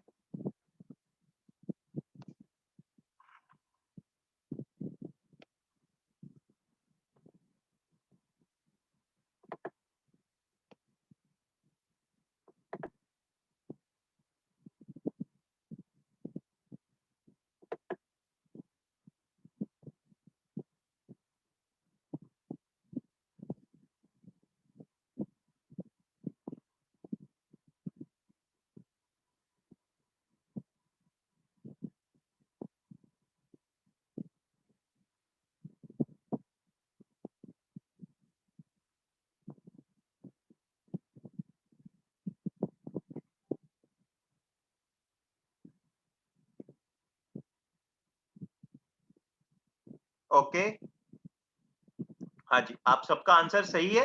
He is liable for mischief. इससे फर्क नहीं पड़ता है कि प्रॉपर्टी किसकी है, ठीक है, खुद की भी हो then even then it is mischief. Fine, ठीक है then, so that is it. आप एक बार बुक से पढ़ लीजिए ये चैप्टर, और कोई प्रॉब्लम होगा तो get back to me right now. अनस, तुमको जो डाउट था उसके लिए भी तुम रुक जाओ। और हमने बोला था जो लोग टेस्ट दिए थे, अगर आपको मॉक्स के कुछ क्वेश्चंस डिस्कस करने हैं तो आप लोग रुक जाओ, और नहीं डिस्कस करने हैं तो वी कैन लीव, ठीक है। बाकी बाकी लोग जा सकते हैं। जिन्होंने मॉक नहीं दिया था वो तो छोड़ ही दें, मतलब एक क्वेश्चन तो मैंने करा दिया, why to waste more such questions. Okay, so जी अनस, किस में डाउट था तुम्हारा? 97 में है ना?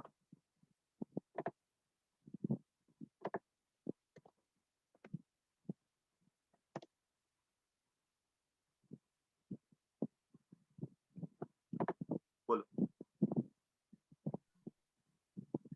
बोलो। सर हाँ, सर ये ऑप्शन बी और डी में डिफरेंस क्या था मतलब?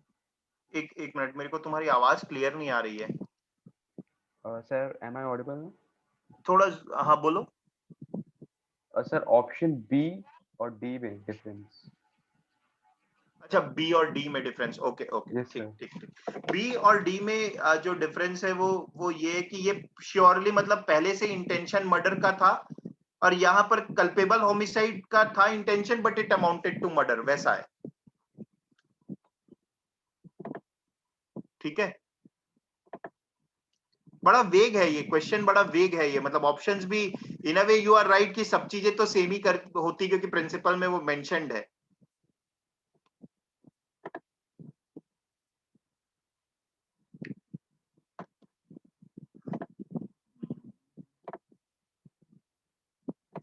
तुम लोग अनम्यूट हो सकते हो, अगर अभी चाहो तो कोई भी अनम्यूट हो सकता है। हाँ?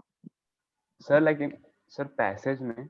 हाँ, वही चीज मैं कह रहा हूँ, पैसेज में वो मेंशन्ड है, तो सभी चीजें सेम लग रही है। वो क्वेश्चन में ही प्रॉब्लम है, बेसिकली क्वेश्चन में पूरी प्रॉब्लम है, ठीक है ओके सर ओके। ठीक है, ओके राइट। अच्छा, अभी कौन कौन है? संस्कार, तुम बेटा छोड़ दो, क्योंकि तुमने टेस्ट भी नहीं दिया था वो, तो कोई पॉइंट नहीं है, क्वेश्चंस खराब होंगे, मतलब वो आप छोड़ दो, ओके।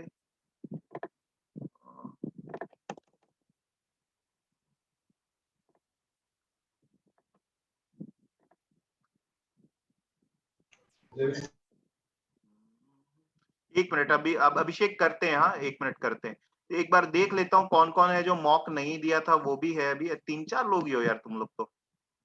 तोशी, तुमने भी शायद मॉक नहीं दिया था, तो प्लीज आप भी छोड़ दो। कौन सा क्वेश्चन मॉक का? 66, okay. Sir, it's the first question of legal section. First question of वो कौन सा वाला था? वो डाउरी डेथ वाला था क्या? Yes, sir. वो मेरे को उसमें भी प्रॉब्लम है, उसमें तो एक्सप्लेनेशन ही गलत दिया हुआ है।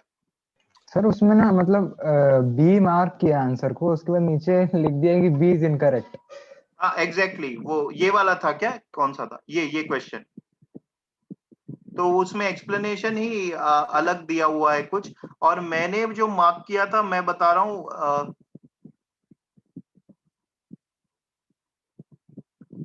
ये क्या आंसर क्या दिया था उसमें? बी दिया था, फिर इनकरेक्ट बोला था ना।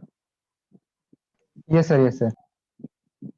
मैं एक बार इसका एक्सप्लेनेशन ओपन कर देता हूँ।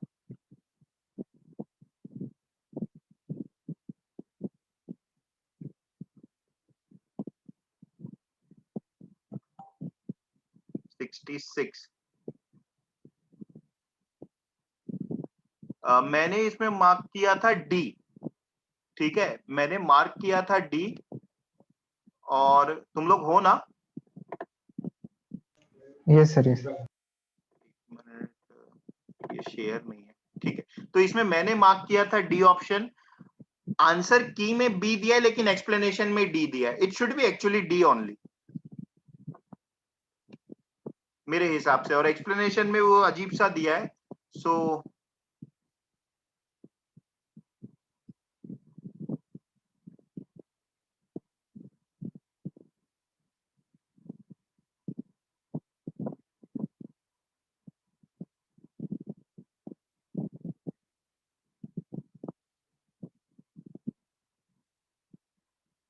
ओके गुरनीश तुम बोल रही हो सी क्यों नहीं है? यार वो तो डाउरी तो डिमांड करते थे, ऐसा लग रहा है ना वो कार नहीं दे पाए तो उसके वजह से हरास करना, मतलब थोड़ा सिचुएशन क्लियर नहीं हो रहा है। ठीक है, ये वाला भी सेट मैंने रखा था, इसमें कुछ और भी प्रॉब्लम है तो बताओ। 67 एक जो जिसमें मेरे को सबसे ज्यादा प्रॉब्लम हुई थी वो आई आई आई थिंक कि उसको मैं, वो एक केस था जिसमें प्रॉपर्टी वगैरह के ट्रांसफर की बात किया था, लिस्ट पेंडेंट कुछ ऐसा प्रिंसिपल यस था सर, उसमें। Yes sir. हाँ वो वाले उसमें गलत हुए थे। ठीक है, तुम लोग उसमें कौन सा क्वेश्चन में प्रॉब्लम है बताओ एक बार, मैं ओपन कर लेता हूँ पेपर, क्योंकि इसमें इसमें कुछ है तो बताओ।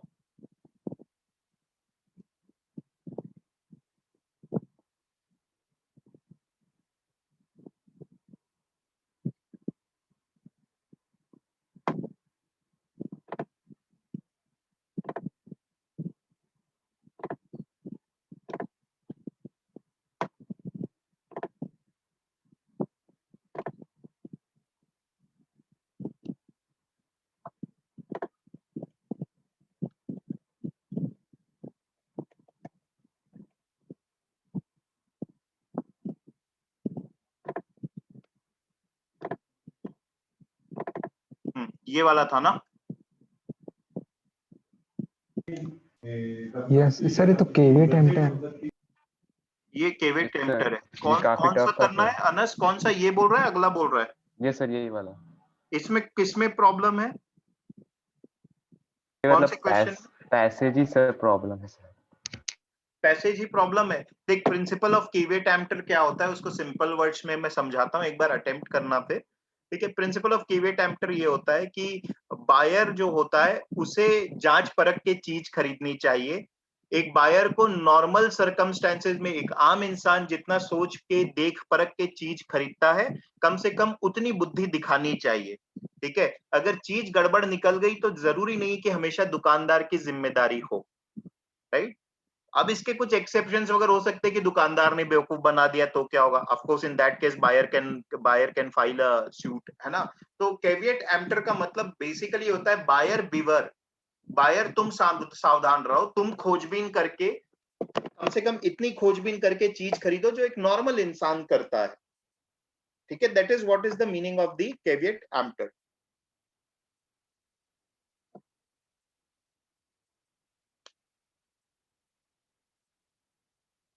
ठीक है, कोई पर्टिकुलर पार्ट अगर नहीं समझ में आ रहा है तो बताओ, मैं बिल्कुल समझा देता हूँ, कोई प्रॉब्लम नहीं है, तुम एक बार रीड कर लो। और अभिषेक और गुरनीश तुम लोगों के जो जो डाउट्स है वो बता दो तो वो क्लियर कर देता हूँ। बिकॉज देखो एक एक को डिस्कस करेंगे बहुत टाइम लगेगा, let us focus on the doubts of individual and उसको क्लियर कर देते हैं। तो सबका, गुरनीश तुम्हारा शायद एग्जाम है कल, अभिषेक तेरा भी है क्या? No sir, I am free. Sir मेरे डाउट्स भी क्लियर हो गए, बस एक ही क्वेश्चन में था, बाकी सब तो मैंने खुद ही पढ़ ठीक पढ़ के है, उसको। तो फिर रहना है तो रहो, छोड़ना है तो छोड़ दो। Gurnish your doubts? No, sir, actually I had the doubt in two questions that we discussed today where the options were a little vague. So, sir, ठीक it's clear. ठीक है, तो अगर अभी नहीं है डाउट तो चल जा सकते हो। श्रुति तुम्हारे डाउट्स कुछ है? Yes, नहीं तो sir. मैं, हाँ बोलो कौन सा क्वेश्चन? So question number 77. इसका ही है क्या, इसी पैसेज का है? Yes, sir. ओके ठीक है, तो इस पैसेज का ही है तो अपन अभी देख लेते हैं, है ना। ओके, तो अनस ये क्या बोल रहा है, the principle of caveat emptor is explained in section 16 of this, ये तो जरूरी नहीं है। आगे बोल रहा है there is no implied condition और वारंटी एज टू क्वालिटी और fitness for any particular purpose of good supplied. बोल रहा प्रिंसिपल ये बोल रहा है कि जरूरी नहीं है कि जितनी भी चीजें एक बायर सेलर सेल कर रहा है उसके लिए कोई वारंटी दे या इम्प्लाइड कंडीशन की वो अच्छी क्वालिटी का हो। It is based on the fundamental principle that when a buyer is satisfied with the suitability of the product for his use, no subsequent right will be left with him to reject the same। समझ में आया? बोल रहा है अगर buyer satisfied है कि goods उसकी सुटेबिलिटी के हिसाब से सही है तो बाद में आकर के वो ये ऐसा कुछ भी क्लेम नहीं कर सकता जिसकी वजह से बोले नहीं मुझे ये नहीं चाहिए अब। ठीक है, however this burden upon the buyer was eventually lessened by the courts by stating that if a buyer purchases an object relying on the seller's skill and judgment, then buyer will be allowed to reject the same. क्या बोल रहा है, पहले ऐसा हुआ करता था, फिर बाद में बायर के ऊपर ही पूरा बर्डन था, उसको कुछ कम किया गया. कैसे कम किया गया? कोर्ट ने बोला कि अगर बायर पूरी तरीके से रिलाय कर रहा है सेलर की स्किल और जजमेंट में, और सेलर बोल रहा है कि जैसे अपन दुकान जाते हैं ना और दुकान वाले पे छोड़ देते हैं, भैया आप ही बता दो, आप जो बताओगे मैं ले लूंगा, काइंड ऑफ थिंग. ठीक है, तो वैसी चीज अगर हो रही है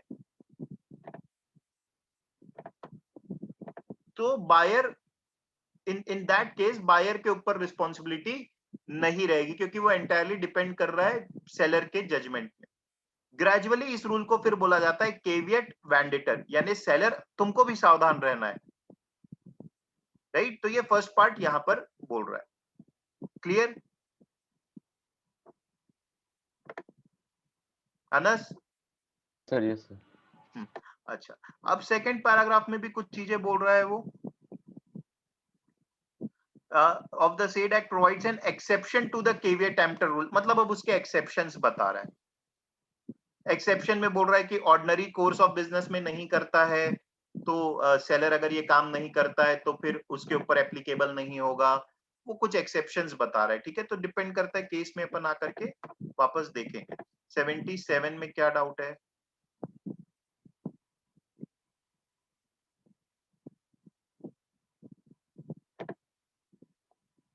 A owned a pawn, B collector in a shop being painting.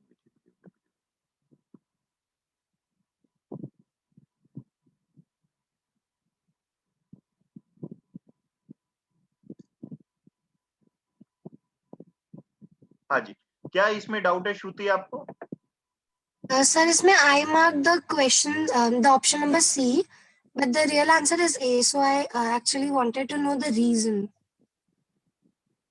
नहीं, अपने को कहीं भी केवियट एम्प्टर में पर्पस नहीं बताना होता है कि मैं किस पर्पस से ले रहा हूं. अभी मैंने बताया ना आपको कि स्किल एंड जजमेंट पे अगर ले रहा हूं तो ही सेलर जो है वो लायबल है. बट क्या यहाँ पर बी जो है वो ए के स्किल एंड जजमेंट के भरोसे किया है? नहीं, वो तो खुद ही बोल रहा था ये कोई ओरिजिनल वर्क है. ए ने तो बोला कि मुझे नहीं पता क्या है, बी ने फिर भी खरीदा. तो सुटेबिलिटी की बात कहीं नहीं की है कि किस पर्पस से ले रहा है, ये दुकानदार को नहीं बताना है. मतलब shopkeeper doesn't ask you why you are taking this good. Got it? So that's why A is the answer, Yes, क्योंकि sir. वो इस पे रिलाई नहीं कर रहा. ठीक है, या एनीथिंग एल्स?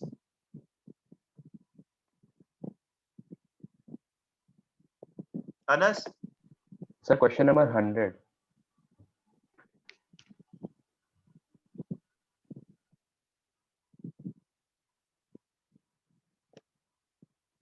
ओके,